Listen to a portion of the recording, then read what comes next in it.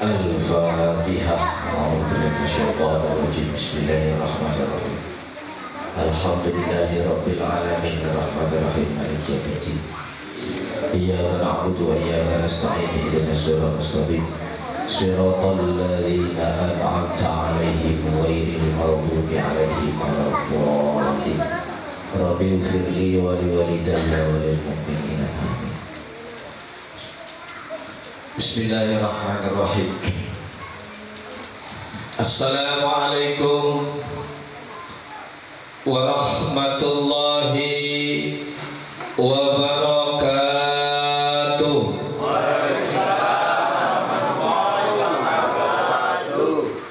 Alhamdulillah, wassalatu wassalamu ala rasulillah Sayyidina wa maulana wa syafi'ina Muhammad ibn Abdillah wa ala alihi wa ashabihi wa mawalah wa la hawla wa la quwata illa billah wa ba'dah. Subhanaka la ilma lana illa ma'allamtana innaka antal alimul hakim. Rabbi syrah li sadri wa yassir li amri wahlul 'uqdatam min lisani yafqahu qawli. Rabbi yassir wa la tu'assir, Rabbi tamim lana bil khair. Yang kami hormati, kami muliakan para tokoh masyarakat, para sepuh, bini sepuh, wabil khusus Ustadz Jam'an, Ustadz Sugi, dan Ustadz pengurus ketakmiran jamaah majelis taklim. Malam hari ini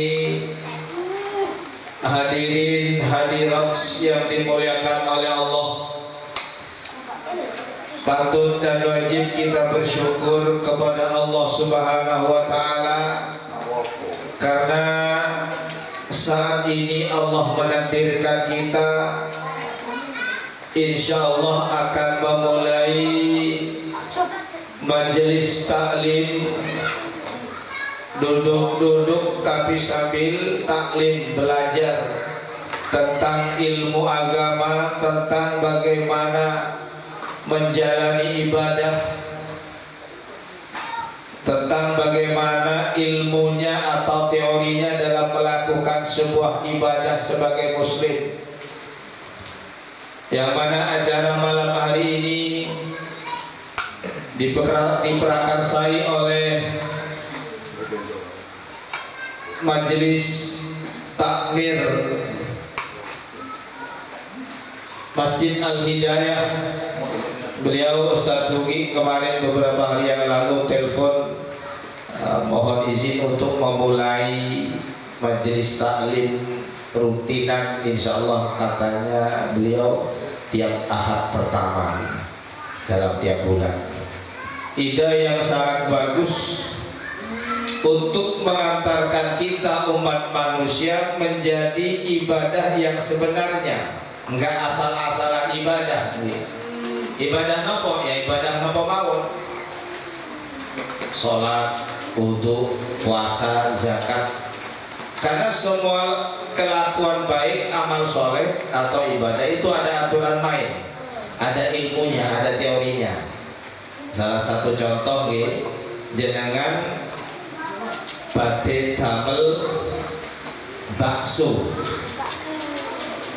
pingin bikin bakso tapi nggak punya teori atau ilmunya bikin bakso. Udah punya uang,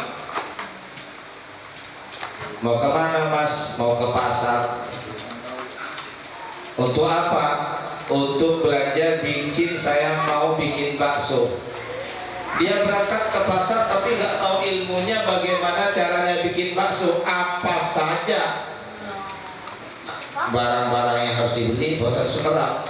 Datang ke pasar malah beli gula merah, tupas santan, tupas pisang, Nyampe ke rumah bukan jadi bakso, jadi kolak kali lah. Gara-gara nggak punya ilmunya. Masuk akal nih? Nah ini yang dimaksud sebegini. Kita sholat, kita puasa, kita zakat, dan kita ngapain dalam bentuk amal soleh. Kalau nggak tahu praktek ilmunya, akhirnya muspro, nggak jadi di hadapan Allah. Wa man bi ghairi ilmin ya'malu mardudatun amaluhu la tuqbalu. Wa man bi ghairi ilmin ya'malu a'maluhu mardudatun la tuqbalu. Wa man, dan barang siapa bi ghairi ilmin, dengan tanpa ilmu, ya'malu, dia beramal, dia melakukan amal soleh, amal kebaikan, tapi bi ghairi ilmin, gak ada ilmunya, mardudatun, maka ditolak amaluhu, amalnya, la tuqbalu, tidak diterima oleh Allah. Nah, ini pentingnya ilmu, pentingnya ilmu.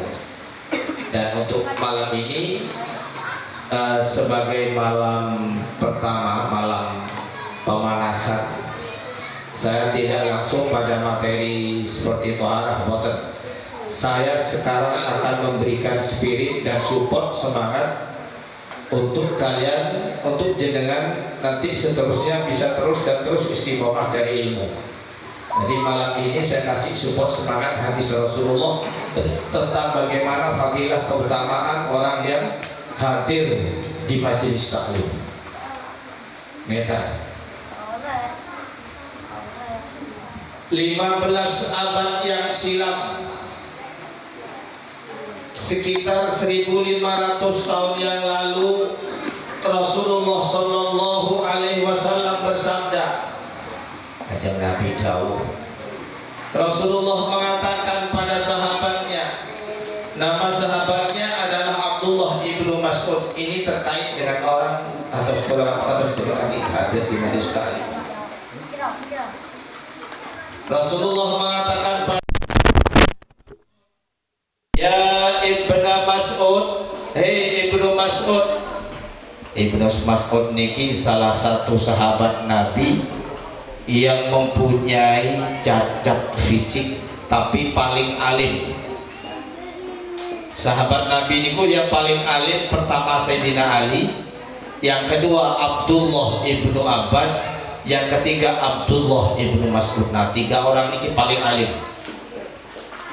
Abdullah ibnu Abbas kali Abdullah ibnu Mas'ud sami namanya Abdullah putra Abbas dan Abdullah putra Mas'ud. Abdullah ibnu Abbas, Abdullah ibnu Mas'ud. Nah, kedua Abdullah niki kenapa jadi orang alim, jadi orang pinter? Berkota sealite, sebab ketika masih kecil setiap habis wudhu dipanggil oleh Rasulullah. Anak kecil ini habis wudhu dipanggil dua Abdullah. Ya Abdullah ibnu Abbas, Abdullah ibnu Mas'ud, sini nak, sini. Dipanggil oleh Rasulullah tiap habis wudhu. Setelah dipanggil oleh Rasulullah, dicium keningnya. Allahumma faqihhu fiddin wa alimhu ta'wil. Ini doa Nabi untuk kedua anak, Abdullah ibnu Abbas dan Abdullah ibnu Mas'ud. Jadi tiap setelah wudhu dipanggil, didoakan, keningnya dicium, didoakan Allahumma faqihhu fiddin wa alimhu ta'wil. Ini doanya Nabi. Artinya nopo ngeten, Allahumma do Gusti faqihhu, pinterno arek iku fiddin, arek niki fiddin dalam urusan agama, wa alimhu ta'wil, dan alimkan orang ini dalam segi keilmuan dalam bidang agama. Itu doanya Nabi. Jenengan nek gada yuga pingin pinter cerdas, amalkan doa ini. Dan ini saya terapkan pada yuga-yuga kula. Jadi yang tidak mampu bisa mampu. Jadi Allahumma faqihhu fiddin wa alimhu ta'wil. Menawi jenengan boten hafal, nanti saya share suara saya ke Ustaz Sugi, lalu di-share ke teman-teman. Inilah apa doa langsung Rasulullah kepada dua anak ini, Abdullah ibnu Abbas dan Abdullah ibnu Mas'ud, sehingga ketika tumbuh dewasa jadi orang yang sangat alim. Bahkan Abdullah ibnu Mas'ud kali Abdullah ibnu Abbas niki dijuluki rajanya tafsir, rajanya ilmu dalam bidang tafsir. baik tafsir Al-Quran dan menafsiri hadis-hadis Nabi. Jadi doanya Allahumma faqihhu fiddin wa alimhu ta'wil. Ya Allah, faqih, pinterno, dalamkan anak ini fiddin, dalam bidang agama, wa alimhu, dan alimkan anak ini at-ta'wil, dalam berbagai masalah keilmuan, termasuk tafsir atau apapun. Sehingga jadi orang alim kedua anak ini, Abdullah ibnu Abbas dan Abdullah ibnu Mas'ud. Kalau lanjutakan, yang Abdullah ibnu Mas'ud niki sejarahnya. Yang Abdullah ibnu Mas'ud niki boten sami, gak sama seperti layaknya manusia. Kalau kalian jenengan tidak sama. Tingginya boten sampai 1 meter. Katos Ucok Baba nih, artis Ucok Baba gak sampai 1 meter. Jadi tingginya Abdullah ibnu Mas'ud itu tidak sampai 1 meter. Sedangkan kakinya Abdullah ibnu Mas'ud itu kecil, yang satu kecil, yang satu besar. Artinya Abdullah ibnu Mas'ud itu fisiknya cacat fisik. Makanya sering sama sahabat-sahabat yang lain dikecilokin, dikerjain, diledekin. Abdullah ibnu Mas'ud sering diledekin. Pernah suatu saat Abdullah ibnu Mas'ud manjat pohon, waktu itu angin agak kencang, lalu diledekin sama sahabat-sahabat yang lain. Nah, ketika Abdullah ibnu Mas'ud diledekin sama sahabat-sahabat yang lain, ketemu Rasulullah, dilihat oleh Rasulullah, kamu kenapa kok meledekin Abdullah ibnu Mas'ud? Ayah habis ya Rasul, beliau cacat naik pohon. Jangan kau ledekin walaupun beliau itu cacat. Karena Abdullah ibnu Mas'ud ini kaki sapunya saja, satu kaki yang dimiliki oleh Abdullah ibnu Mas'ud itu lebih mulia dari dunia dan seisinya. Abdullah ibnu Mas'ud ini adalah nek cara sakmangke adalah tingkat wali kutub. Nek cara sakmangke Abdullah ibnu Mas'ud ini termasuk tingkatan wali kutub, kekasih Allah. Jangan sembarangan kamu meledek Abdullah ibnu Mas'ud, kata Rasulullah. Abdullah ibnu Mas'ud walaupun fisiknya cacat, Abdullah ibnu Mas'ud ini tapi pemberani, si cabai rawit pemberani. Ada sejarah dalam kitab tafsir yang menerangkan Abdullah ibnu Mas'ud. Waktu itu Rasulullah kedatangan Jibril bawa surat Ar-Rahman. Waktu malam hari bawa wahyu surat Ar-Rahman. Singkat cerita, ketika sudah mendapatkan wahyu surat Ar-Rahman, pagi harinya Rasulullah mengumpulkan para sahabat. Wahai para sahabat, tadi malam saya dapat wahyu dari Allah melalui Jibril, yaitu surah Ar-Rahman. Allamal Quran, khalaqal insan, allamahul bayan, asy-syamsu wal qamaru bihusban, terus sampai akhir. Dibaca oleh Rasulullah Ar-Rahman. Nah, ketika ini perlu jangan ketahui, setiap Rasulullah dapat wahyu lalu dibacakan kepada sahabat yang mendengarkan itu 100%, minimal 95% langsung hafal, sing mirengake langsung hafal. Termasuk Abdullah ibnu Mas'ud waktu itu mendengarkan langsung hafal. Nah, ketika langsung hafal, rata-rata mendapatkan wahyu dari Allah disampaikan, sahabat langsung hafal. Makanya sahabat-sahabat Nabi itu langsung hafal Al-Quran tanpa harus membaca, langsung disampaikan oleh Nabi, langsung hafal. Ini mukjizat, suatu mukjizat. Ketika sudah disampaikan surat Ar-Rahman, lalu Rasulullah bilang pada para sahabat, wahai para sahabat-sahabatku, siapa yang di antara kalian berani menyampaikan surah Ar-Rahman yang barusan saya dapatkan? Kalian siapa yang berani untuk membacakan dengan tegas dan keras di atas Ka'bah? Ayo, siapa yang berani? Waktu itu ada beberapa sahabat besar, ya, istilahnya penolak sahabat. Dan waktu itu orang Islam masih belum sampai 80 orang. Umat Islam pengikut Nabi waktu itu masih belum 80 orang. Ayo, termasuk di situ sudah ada Sayyidina Umar, sudah masuk Islam. Siapa yang berani bacakan surah Ar-Rahman di atas Ka'bah dengan keras? Gak ada yang berani. si cabai rawit yang cacat fisiknya yang berani Abdullah ibnu Mas'ud acungkan tangan. Saya ya Rasul, saya yang akan bacakan dengan lantang ayat-ayat Allah. Ente beneran ibnu Mas'ud gak takut? Boten ya Rasulullah, apa yang takut? Si cabai rawit kecil cacat fisiknya berani, yang besar-besar dia takut. Kenapa? Waktu itu teror yang dihantamkan oleh orang kafir luar biasa. Muslim masih sedikit, belum 80 orang. Tapi Abdullah ibnu Mas'ud dengan keyakinannya kepada Allah, dia berani, mudah tampil. Abdullah ibnu Mas'ud naik ke atas Ka'bah, naik ke atas Ka'bah, lalu dibacakan surat Ar-Rahman. A'udzubillahi minasyaitonirrajim. Ar-Rahman 'allamal Qur'ana khalaqal insana 'allamahul bayan. Asy-syamsu wal qamaru bihusban wan najmu wasy-syajaru yasjudan. Terus sampai akhir selesai dibaca oleh Ibnu Mas'ud. Abdullah bin Mas'ud dibaca. Sebelum selesai dibaca, langsung tiba-tiba Abu Jahal datang mendengar.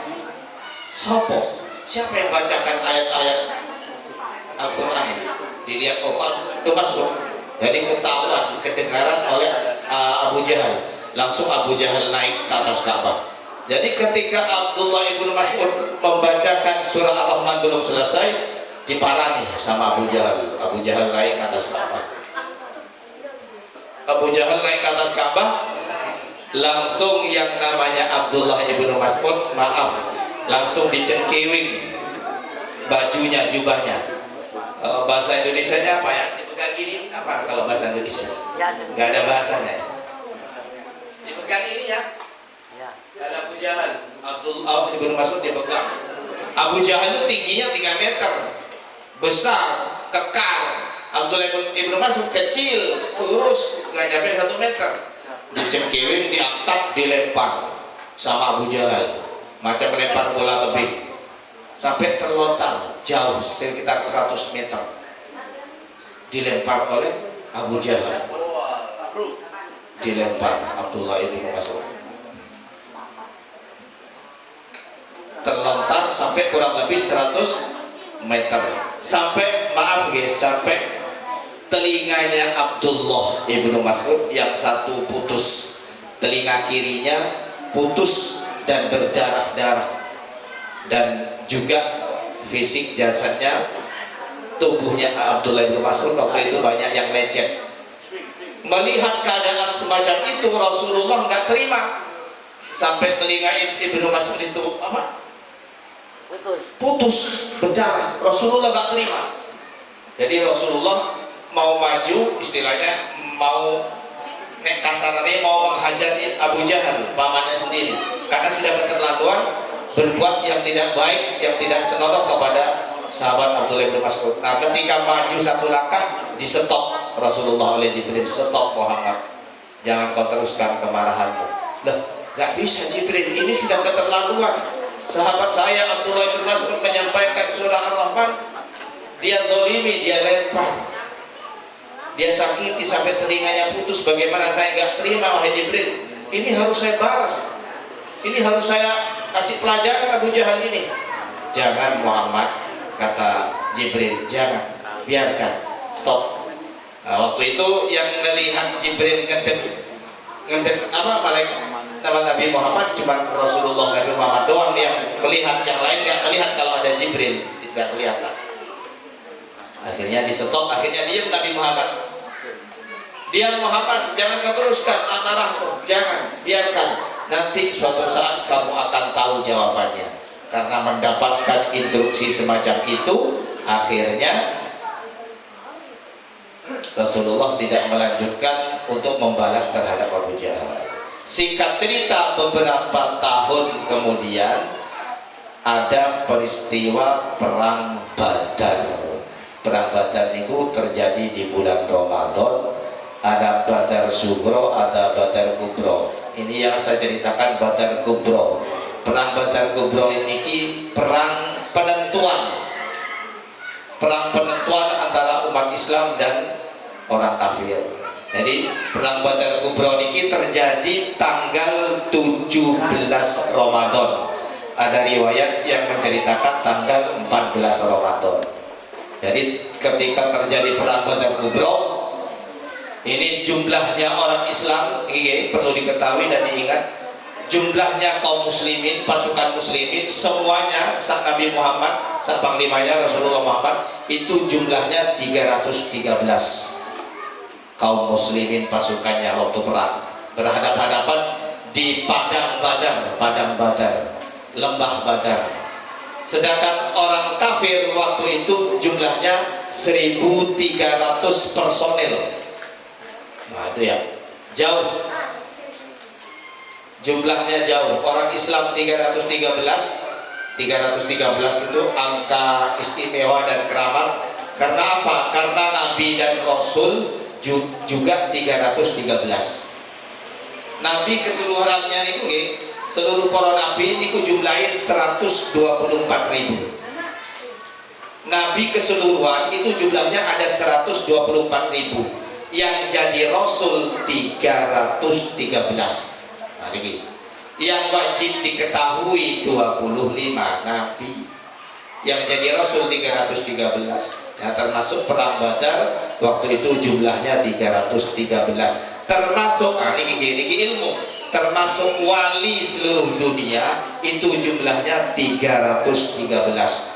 Yang wali umpamanya meninggal 5 wali, ada penggantinya 5 wali yang baru. Jadi jumlahnya tetap 313 wali-wali seluruh dunia yang ada di dunia ini. Sama 313. Saya lanjutkan.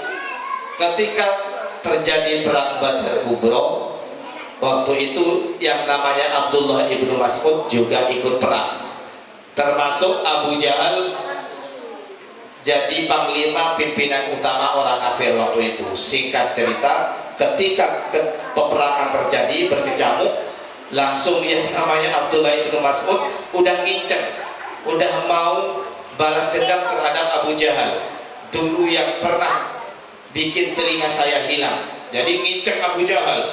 Ketika perang berkecamuk, langsung yang namanya Abdullah ibnu Mas'ud ini cari Abu Jahal. Nah, ketika ketemu ada wajahnya Abu Jahal, langsung dengan begitu cepatnya lari melesat, ya cabai rawit ya, saking semangatnya dan penuh dendam. Jadi semangat melesat langsung dari kejauhan lari. Jadi ketika mau nyampe Abu Jahal, dia meloncat dengan terbang langsung ditebas lehernya Abu Jahal, sehingga Abu Jahal lehernya putus, ditebas oleh Abdullah ibnu Mas'ud si cabai rawit tadi. Jadi ya kayak kita lari dari kejauhan terus langsung terbang, langsung mau nyampe langsung sepet gitu.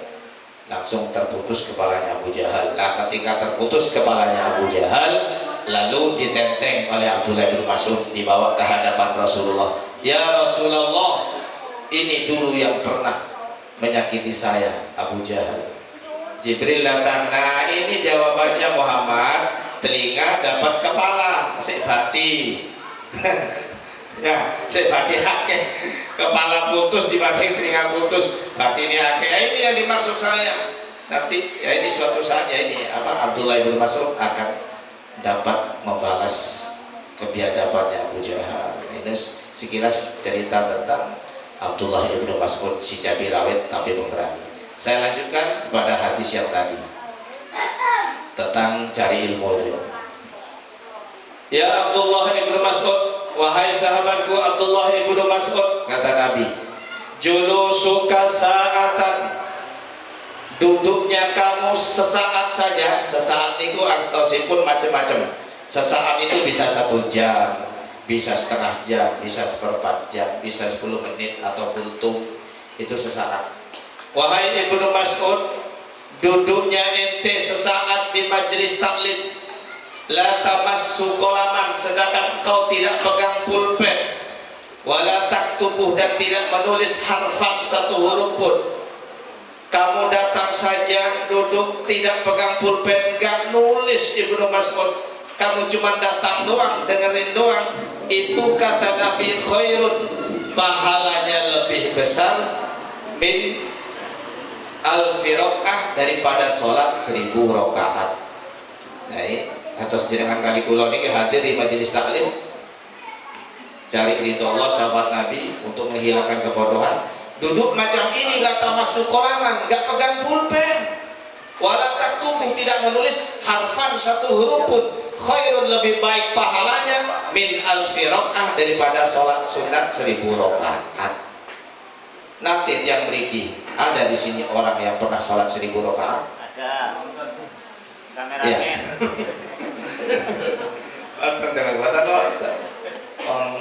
Sholat 5 waktu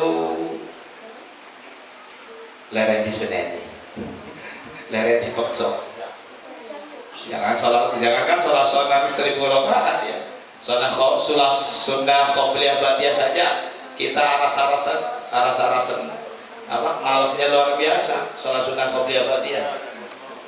Padahal kalau tahu, masya Allah tahu faidahnya, maka dia tidak akan pernah meninggalkan qobliyah dan ba'diyah. Karena qobliyah dan ba'diyah sholat sunat yang paling nomor 1 dibanding tahajud, duha, hajat dan lain-lain. Qobliyah ba'diyah itu enteng. Kenapa sholat sunatnya nomor 1 qobliyah ba'diyah? Karena mengiringi langsung sholat sunat sholat yang wajib, sholat yang fardu yang paling utama diiringi langsung dengan sholat sunnah rawatib. Makanya lebih baik dari tahajud, dari duha, hajat, tasbih, itu masih lebih baik sholat sunnah qobliyah ba'diyah, pahalanya lebih besar. Cuma sayang manusia itu banyak yang males. Ngapunten, saya bukan sombong, selagi saya ada waktu saya sempatkan qobliyah ba'diyah. Kecuali sudah iqomah, sudah kehilangan, nggak masalah sudah. Tapi niatan sudah ada, tetap dapat pahala.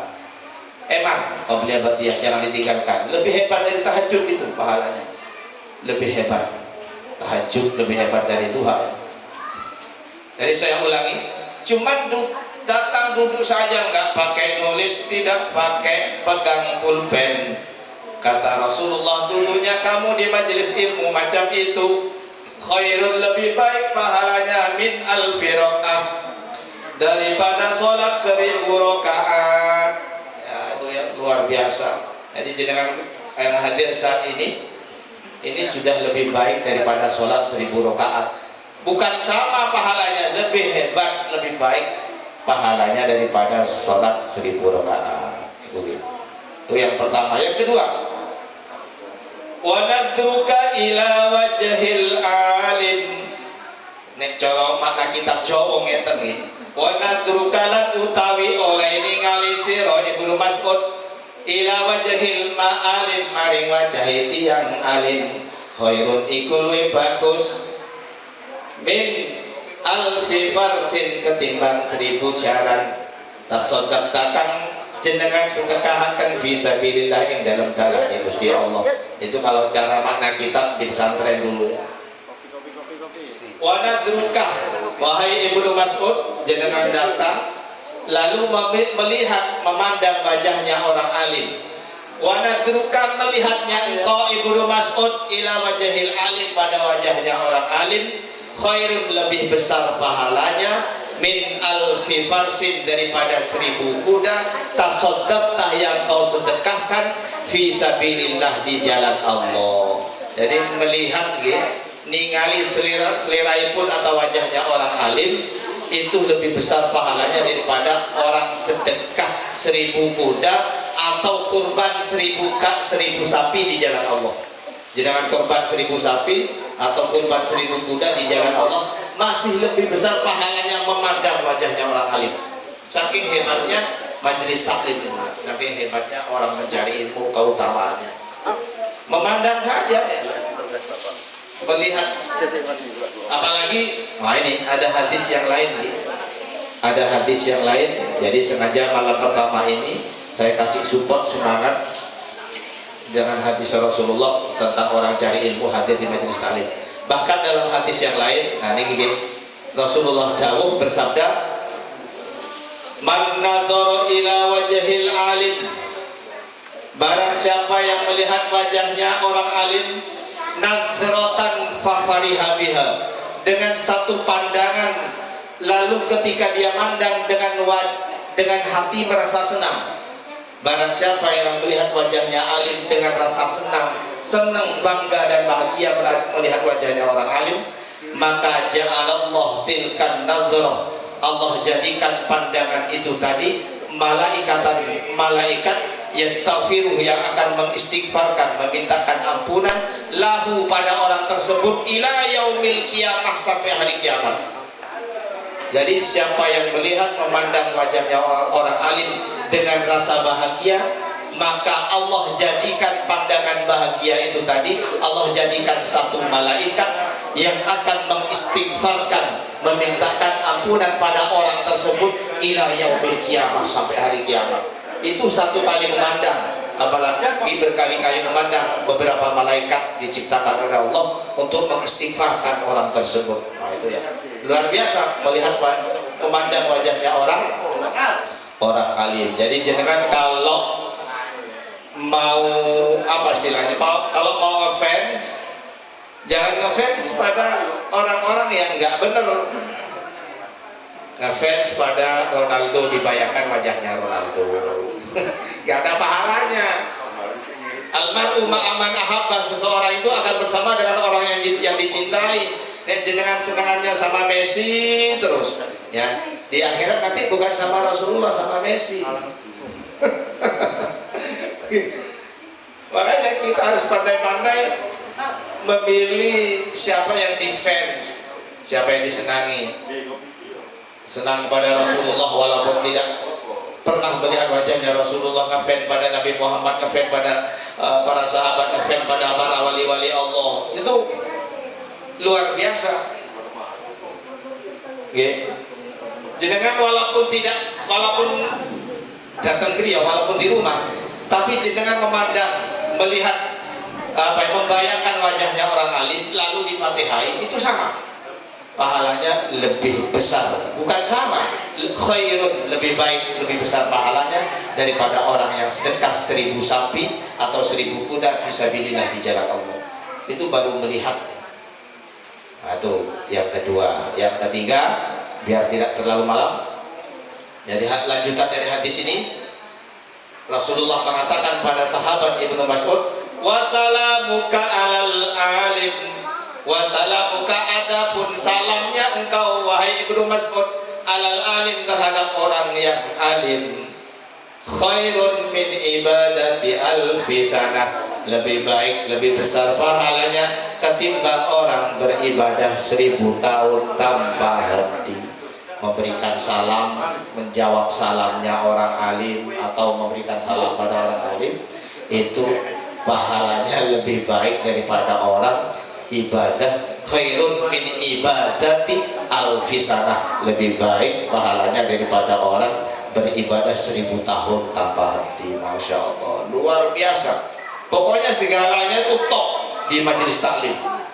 Segalanya itu luar biasa pahala yang diberikan oleh Allah. Ya, duduk saja, gak pegang pulpen, gak nulis, dalam sesaat itu silahkan berapa menit atau berapa jam, itu lebih baik daripada orang sholat 1000 rakaat, melihat dan memandang wajahnya orang alim, lebih baik dari orang kurban sapi atau kurban kuda di jalan Allah.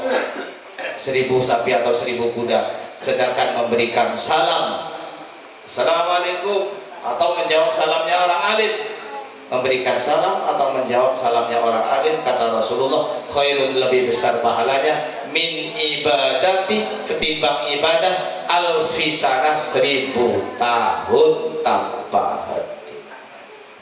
Wah, ini luar biasa, saking utamanya, luar biasanya fadilah-fadilah, keutamaan yang diberikan oleh Allah terhadap orang-orang yang mencari ilmu. Kenapa? Karena dengan ilmu kita manusia bisa membedakan mana yang putih, mana yang hitam.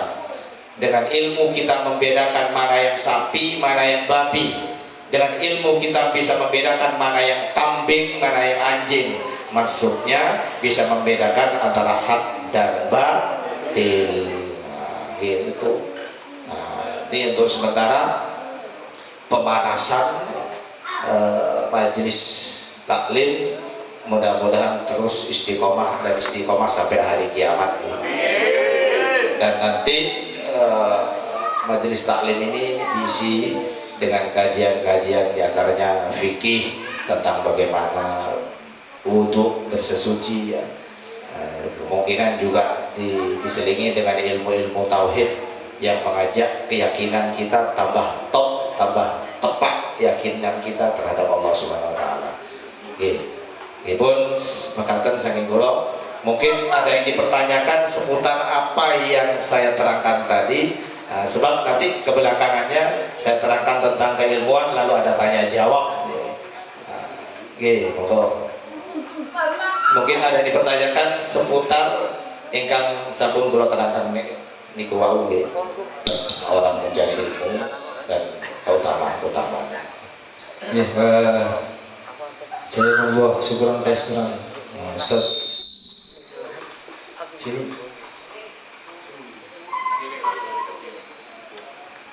Alhamdulillah, puji syukur kepada Allah Subhanahu wa taala. Pangapunten kalau tidak sempat diadakan pembukaan ya.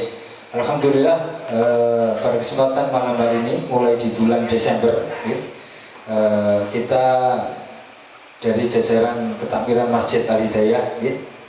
Alhamdulillah pada kesempatan malam hari ini hadir di tengah-tengah kita Bapak Penasihat Bapak Ari Kurniawan, Bapak Penasihat kita ya.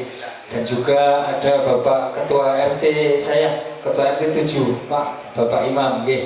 Alhamdulillah dengan semangat beliau-beliau kita semuanya bisa termotivasi untuk mencerdaskan generasi penerus kita yang sekarang ada di depan kita ya. Sebetulnya banyak yang kita undang Ustaz ya. Ada dari Majelis Taklim Ibu-Ibu karena kebetulan barengan ya, agendanya barengan pengajian di RT sebelah, jadi yang hadir kurang begitu banyak, tapi alhamdulillah saudara-saudara kita, jamaah kita juga masih support atas adanya kajian-kajian ini. Dan harapan saya mudah-mudahan penyemangat dari bapak-bapak saya, bapak nasihat dan juga bapak ketua RT saya mungkin nantinya bisa motivasi daripada jajaran pengurus dari Bapak RT, mungkin nanti di lain hari bisa hadir untuk meramaikan kajian-kajian ini, bisa lebih membawa berkah khususnya untuk masyarakat di lingkungan kita dan umumnya untuk generasi penerus anak-anak kita ya. Karena dari hal yang paling bawah kita bina, kita kokohkan fondasi anak-anak kita, jadi nantinya biar menjadi orang, menjadi pemimpin yang betul-betul amanah, yang sesuai dengan apa yang disyariatkan Islam. Ini hanya sekedar ucapan dari perwakilan ketakmiran, jadi mungkin dari bapak-bapak jamaah ada yang perlu dipertanyakan, mungkin ada unek-unek yang ingin disampaikan ke Ustadz Muzamil, waktu dan tempat monggo ya. Bebas kawan, kali di sambil minum kopi tidak masalah. Mungkin ada yang bertanya. Ya, santai monggo. Ya, ini yang tadi disampaikan luar biasa ya. Pahala bahwasanya orang yang duduk di majelis sesaat mawon podo karo ganjarane 1000 rakaat sholat sunnah. Padahal dewi kadang qobliyah ba'diyah ya rasa-rasen ya. Ada lagi tadi sama dengan ibadah 1 tahun yang tiada terputus. Monggo sing badhe tangklet mungkin dari Bapak Penasihat badhe ada yang disampaikan, monggo. Pak, monggo. Bojoku wis dikekno kopi tapi saya senengane ngopi niku hukume yang apa, Pak? Monggo. Monggo. Dari Ibu ada? Monggo, Bro.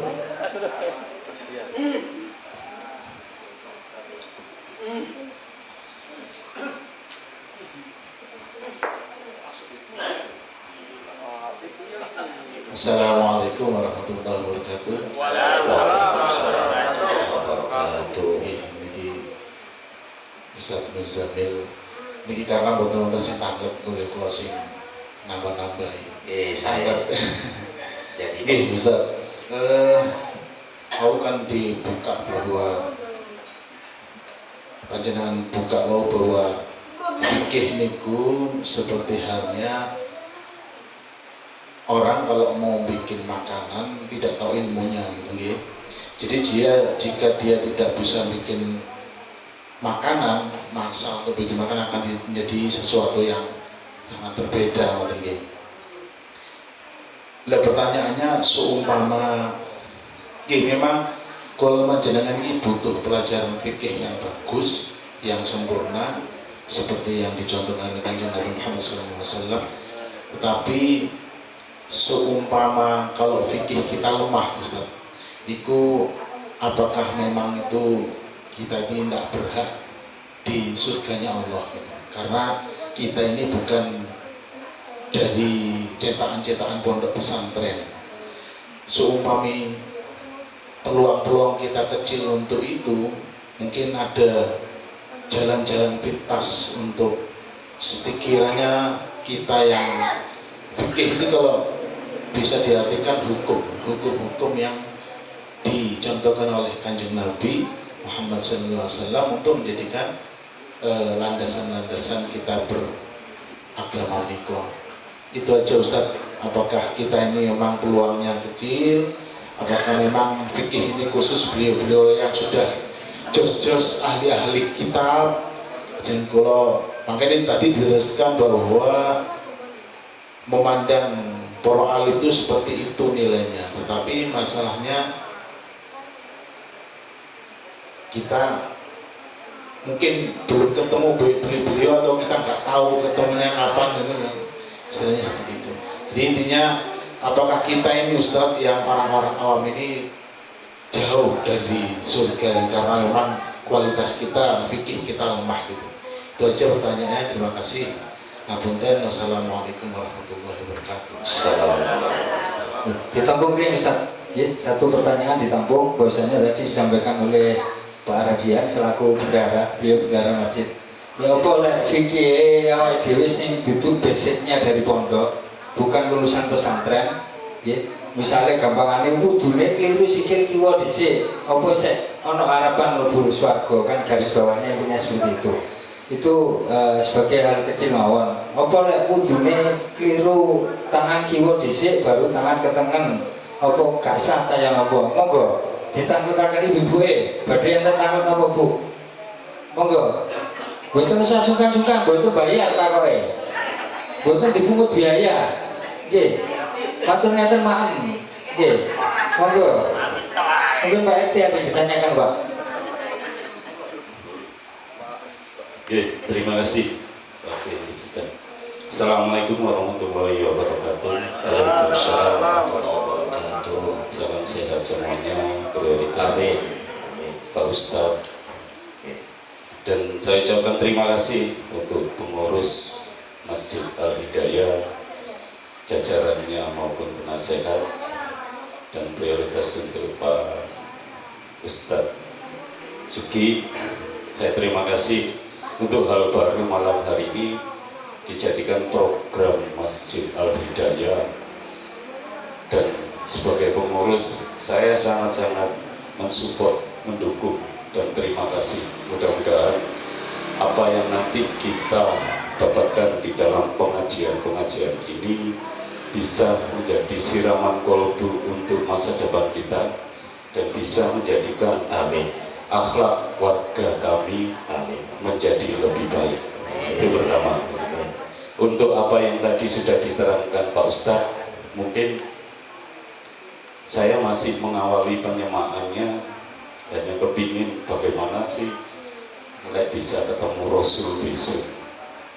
Saya harus mempunyai keyakinan yang bagaimana, mungkin itu karena saya tadi hanya mendengar atau menyemak tentang cerita Rasul maupun Nabi. Nah, di sini secara pribadi saya ingin banget ketemu Rasulnya itu bagaimana sih. Itu pertama. Tapi soal ilmu-ilmu yang lain kan nanti ada seksenya. Insya Allah nanti lebih menyimak lagi. Mungkin itu awal dari pertanyaan saya, dan saya sekali lagi saya ucapkan terima kasih kepada pengurus Masjid Al-Hidayah. Assalamualaikum warahmatullahi wabarakatuh. Assalamualaikum warahmatullahi wabarakatuh. Ya, bahwa apresiasi dari Bapak Ketua RT 7, Bapak Imam. Barangkali ada yang tanya, monggo Pak Agung. Assalamualaikum warahmatullahi wabarakatuh. Waalaikumsalam warahmatullahi wabarakatuh. Yang saya mau tanyakan dari Pak Ustadz, amalan setiap harinya Pak Ustaz. Itu aja Ustaz. Terima kasih. Bagus, terima kasih. Saurin ya, 2 orang tadi kalian Pak RT. Nanti selanjutnya menyusul. Monggo Ustaz ditanggapi. Terima kasih. Pertanyaan yang semuanya sangat luar biasa. Yang pertama, bagaimana kita sebagai orang awam yang mungkin fikihnya lemah atau karena tidak pernah mengenyam pendidikan di pesantren sehingga tidak tahu betul syarat rukun atau rukunnya, apakah harapan kita tipis untuk ke surga, kan begitu.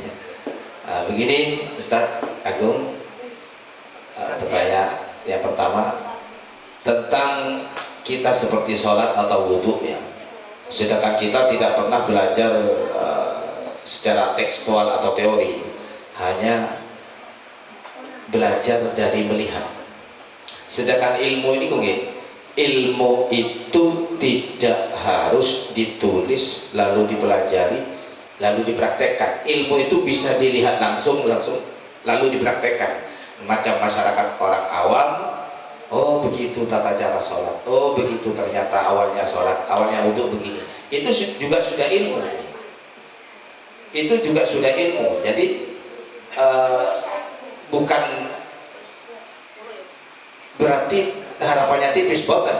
Karena ilmu itu tidak harus menulis, melihat seseorang mengerjakan sesuatu, oh sholat ternyata begitu, lalu ditiru, itu juga sudah ilmu. Adapun seperti di sekolah atau di madrasah atau di pesantren atau majelis taklim, ini hanya pemantapan saja, pemantapan tentang sholat dari segi rukun atau syaratnya itu lebih dimantapkan lagi. Jadi sama saja, tidak harapannya tipis ke surga atau boten, tidak seperti itu. Karena beliau-beliau mereka yang awam, masyarakat yang tidak mengenal pesantren, karena mereka sudah berilmu dari melihat percontohan dari sholatnya orang-orang di sekitarnya yang sudah dianggap alim atau kiainya atau siapa. Oh ternyata sholat begitu, lalu niru. Itu juga ilmu. Ilmu tidak harus menulis, dipelajari teorinya, boten. Itu satu. Yang kedua, kesungguhan dari niatnya orang sholat tadi, kayak maksudnya atau setiap awam, kesungguhan niatnya, kesungguhan ibadahnya kepada Allah, ngapunten, itu justru lebih kuat daripada orang-orang yang sudah tahu agama betul. Keyakinannya orang awam justru kebanyakan lebih hebat kepada Allah itu, walaupun kemungkinan dalam fikihnya, ilmu fikihnya nggak seberapa bisa, tapi dia mempraktekkan dengan apa yang telah dipraktekkan keseharian ibadah oleh orang-orang alim atau kiai-kiai terdahulunya, dicontoh. Nah itu justru nanti yang banyak masuk surga itu orang-orang yang awam, yang tidak pandai berdalil, karena keyakinannya kepada Allah itu luar biasa. Istilahnya apa, kalau kiai para mubalik itu coro-coro dungu zaman biyen gak ada yang fasih, banyak yang pelo, yang gak karu-karuan doanya tapi mandi. Sekarang fase-fase banyak yang gak mandi, ya maksudnya seperti itu. Paham maksud gue lagi? Jadi kembali lagi nanti intinya kepada niatan hatinya masing-masing. Jadi seperti sholat atau wudhu bagi orang awam, ilmunya sudah melalui melihat itu, melihat yang dicontohkan oleh orang-orang muslim yang lain. Oh ternyata sholat seperti ini awalnya, oh wudhu seperti ini. Nah, itu juga sudah ilmu. Nah, ya.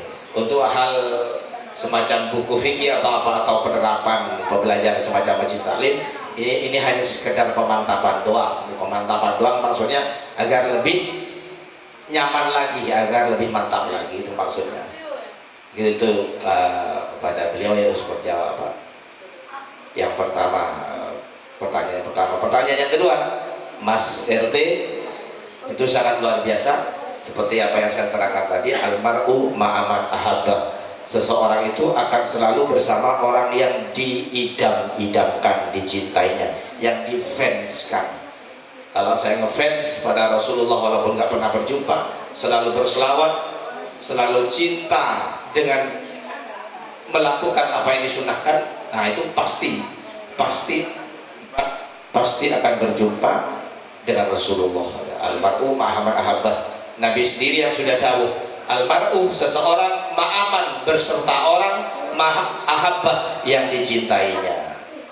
Kalau kita cinta pada Rasulullah, ya Rasulullah, lalu difatihai, lalu sering berselawat pada Nabi, sunnah-sunnah Nabi sering dilakukan, nah, itu menunjukkan cinta pada Nabi. Nanti pasti akan berjumpa dengan Rasulullah. Berjumpa dengan Rasulullah itu tidak harus di akhirat, di dunia juga bisa berjumpa dengan Rasulullah melalui mimpi atau dalam keadaan setengah sadar atau tidak, atau bisa dalam keadaan sadar berjumpa dengan Rasulullah.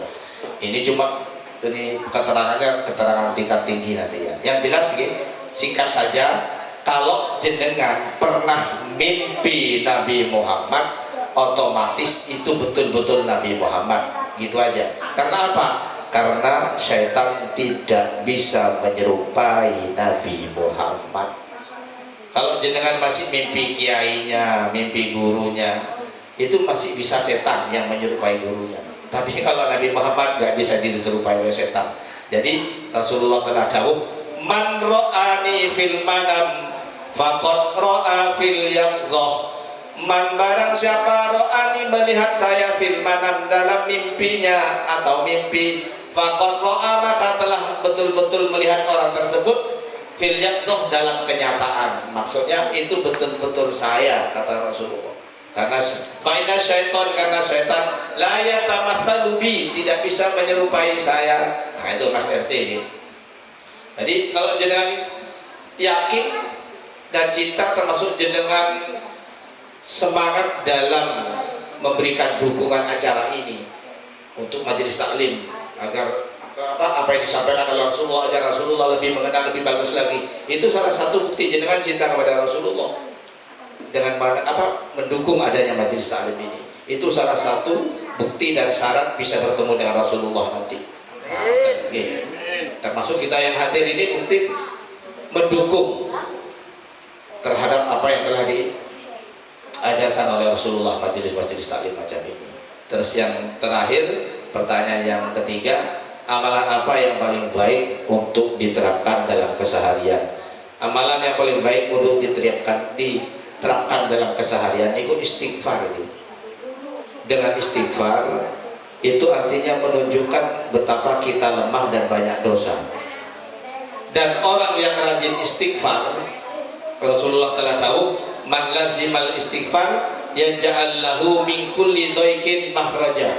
Barang siapa yang rajin beristighfar, maka Allah akan jadikan dari setiap permasalahannya akan segera diberikan solusi yang terbaik oleh Allah. Wa yarzuqhu min haitsu la yahtasib, dan Allah akan memberikan rizki yang tidak disangka-sangka dari berbagai arah bagi orang yang rajin istighfar. Dalam sebuah ayat dalam juz 28 itu juga ada, ya, faqultu astaghfiru rabbakum innahu kana ghaffara. Faqultu astaghfiru, maka aku mengatakan istaghfiru, beristighfarlah kalian, rabbakum, pada Tuhan kalian, innahu kana ghaffara, karena Allah zat yang maha pengampun. Bagi orang yang suka beristighfar, dalam ayat itu tadi ada lanjutan ayatnya. Lanjutan ayatnya, wa yumditkum bi amwalin wa banin. Barang siapa yang istighfarnya rajin, maka Allah akan memberikan kesejahteraan, kelancaran rezekinya dan keberkahan dari anak-anaknya,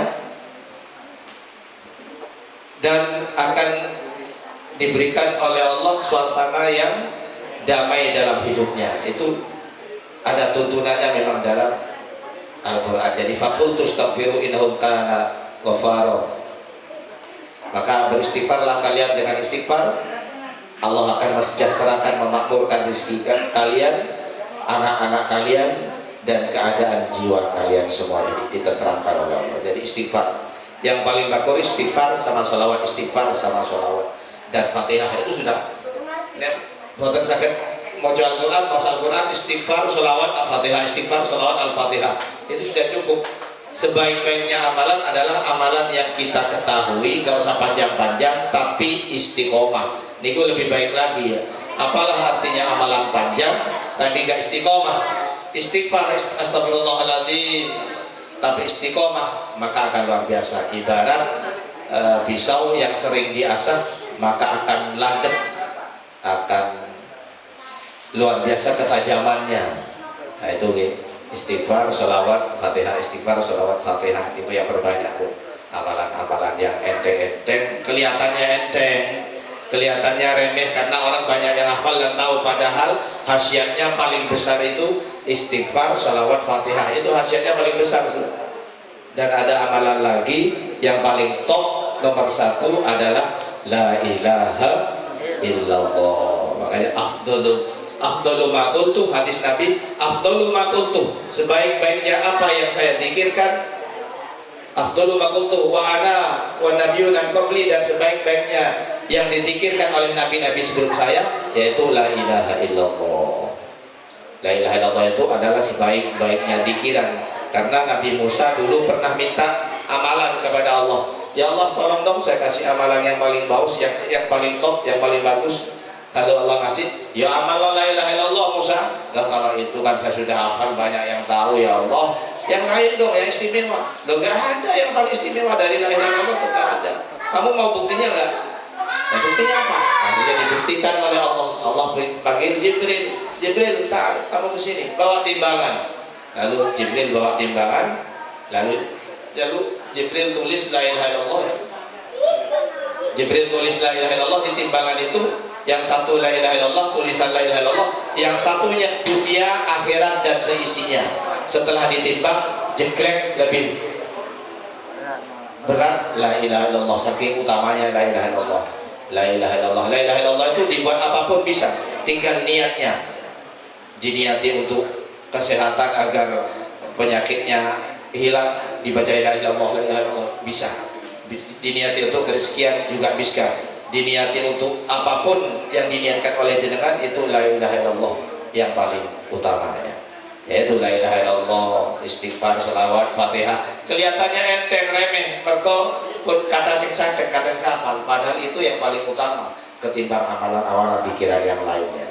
Pun terima kasih. Sabar nggih. Ya alhamdulillah sudah nggih. Bincang disambung waktu lagi nggih. Dalam nggih ini. Ya, alhamdulillah, terima kasih kepada para jamaah, baik bapak atau ibu-ibu dan juga anak-anak saya, adik-adik saya. Mungkin lain waktu bisa tambah lebih semangat lagi untuk sama-sama bareng-bareng memakmurkan Masjid Kula Panjenengan sedaya ini, karena masjid yang sudah diupayakan, diikhtiarkan dari masjid sing wapi. Insya Allah monggo sarang-sarang didandani karakter masyarakatnya dan juga jamaahnya. Terima kasih atas support dari Bapak Penasehat selaku sponsor utama saya, alhamdulillah, dan juga support dari Bapak Ketua RT 07. Mudah-mudahan di lain waktu bisa membawa jajaran pengurusnya untuk lebih banyak lagi meramaikan kegiatan seperti ini. Alhamdulillah, terima kasih atas nama pengurus masjid.